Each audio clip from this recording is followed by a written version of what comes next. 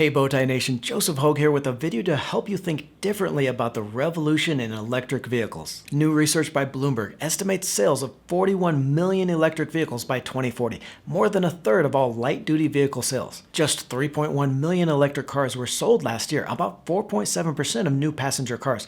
So that estimate represents growth of 1,300% in just 2 decades. The EV revolution is here, but investors are already loving those car makers.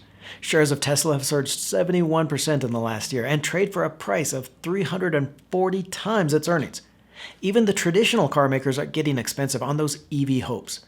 Shares of Ford are up 120%, with GM trailing but still up 48% in a year. The car maker stocks are too obvious. They are played out. The real return on that EV story over the next 10 or 20 years is going to come from finding the other themes to drive that revolution. The companies nobody is watching, and I've found 7 stocks you're gonna want to watch. I'll be using the Moomoo app throughout the video to find and analyze stocks for that revolution in electric vehicles. Moomoo is a commission-free trading app with the analysis and real-time market news to help you invest better. You'll get free level 2 quotes critical to making the best trades, and one of my favorite features, a traders community of more than 15 million people to get ideas and insight. The app offers some of the best trading hours I've seen, with pre-market and aftermarket access from 4 a.m. to 8 p.m. Eastern. And that means you can trade before the rest of the market when the important news hits. The app is built for stock traders, but also has some great features for those long-term investors. Features like custom stock screeners and newsfeed from CNBC. Use the link I'll leave below and you'll get 5 free stocks worth up to $3,500 each when you start investing on Moomoo. Now let's get into it, but you know we can't get started here on the channel without that special shout out to all you out there in the nation. Thank you for spending a part of your day to be here. If you're not part of that community yet, just click that little red subscribe button. It's free and you'll never miss an episode. Now this first theme I think is about to head into overdrive for EV stocks. It's charging stations. Being able to charge electric vehicles has really been the hurdle to growth in car sales, a kind of chicken or the egg problem. There are just over 40,000 public charging stations in the United States, with the majority on the coast. Now that compares to over 150,000 traditional gas stations.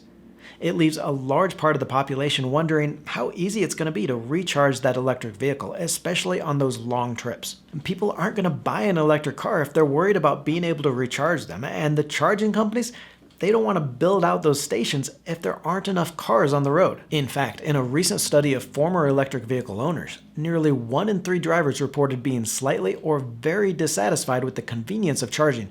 And even among those that continue to drive an EV, 15% are dissatisfied with the availability of charging stations. But we've started working towards a solution. More than $7.5 billion of the recent $1.2 trillion infrastructure bill signed in November is earmarked to build out 500,000 charging stations by 2030.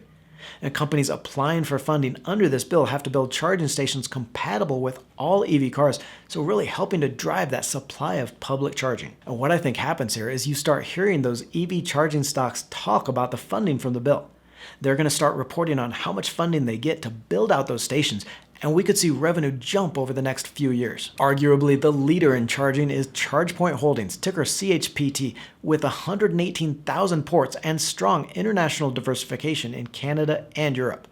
Now, I really like that international growth here, something you don't find in some of these other companies. ChargePoint uses a multi-stream income model around hardware, software, and services in both fleet and residential business. The company booked 57% growth in revenue to 2020 and 61% in the second quarter of this year, so it looks like the sales are rebounding after the pandemic. Now, shares are down 42% over the last year, but still trading for 46 times revenue. I think it's a great opportunity for a company that could see sales growth continue in that high double digits for a decade or more. Blink Charging, ticker BLNK, is smaller at just $1.4 billion market cap, but a strong presence in the eastern half of the country and 17,000 stations overall. The company has a great line of products targeting different EVs and customer needs, and several in development. And growth is even faster here, with 72% sales growth this year and 126% even during the pandemic.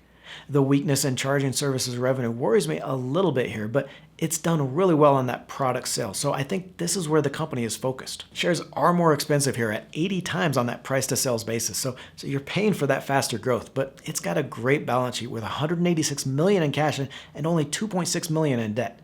Now, the stock is up 24% over the last year, but volatile around that sell-off in growth stocks. The smallest of the group, the EVgo, ticker EVGO, is just a $768 million company, so we're into the penny stock territory with this one. EVgo is a pure play on that fast-charging DC demand with 800 stations and a new contract with GM that would add almost 3,000 sites.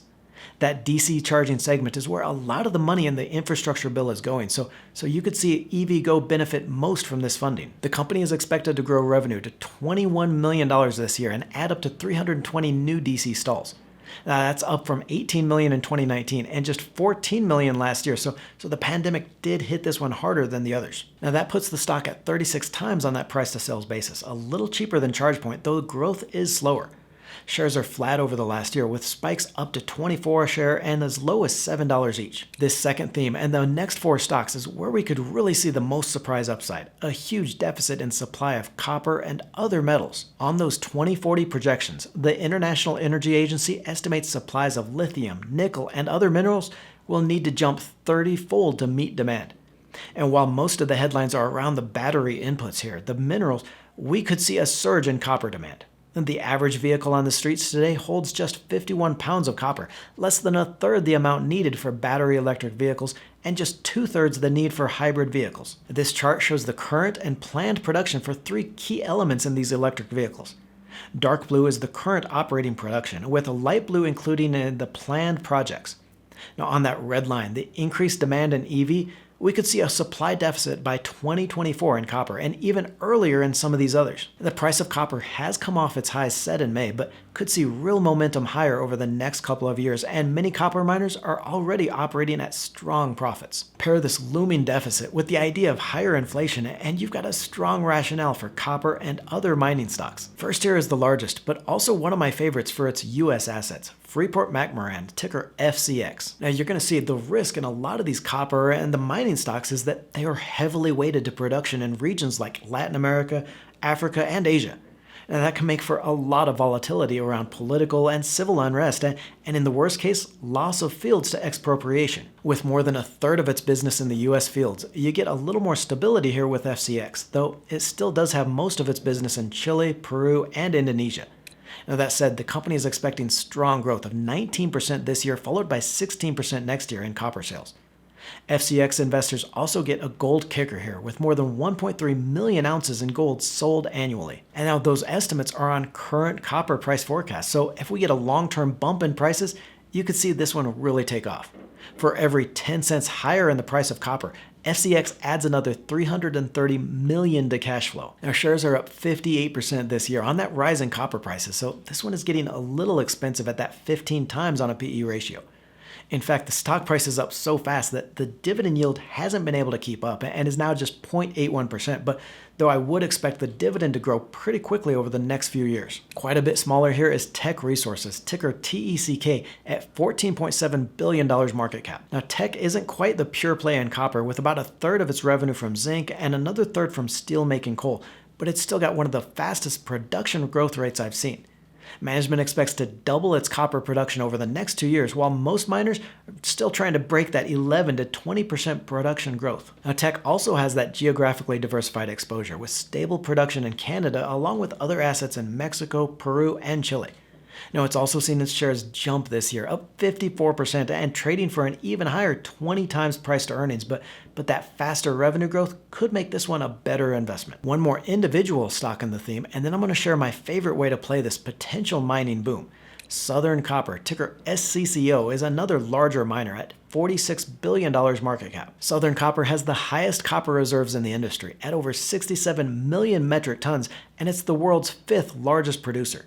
In fact, on those reserves, the company has more than 50 years of production left in its mines. Now, this is a more focused producer with assets in Mexico and Peru, and more of a pure play on copper, with 84% of its revenue from the metal. Our shares are flat over the last year, so investors are still getting that 6.8% dividend yield, and the stock is relatively cheaper at 14.7 times on a price to earnings basis. Now, one thing I'm not wild about on Southern Copper is the ownership structure, with Grupo Mexico owning 89% of the company through its Americas Mining Corporation. And than investors owning just 11% of the company. It's a solid mining stock, but I worry that investors just don't own enough of the company to make sure their interests are being represented. One of my favorite ways to invest in this trend, though, is through an exchange-traded fund like the Global X Coppers Miner ETF. That's ticker COPX. The fund gives you broad exposure to copper miners, holding 39 stocks, and has produced a 17% annualized return over the last 5 years.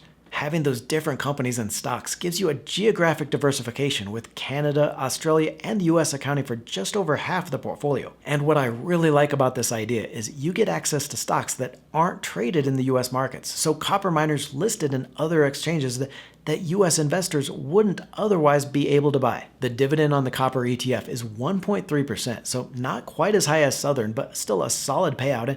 And because it's an investment in 39 companies, this one should be less risk than investing in an individual stock. Don't forget to get your 5 free stocks from Moomoo with a link in the description below. It's a solid app for stock investors with some powerful analytical tools like their TradeView analysis. Click on the video to the right for the 5 stocks too cheap to ignore, 5 stocks that have entered oversold territory. Don't forget to join the Let's Talk Money community by tapping that subscribe button and clicking the bell notification.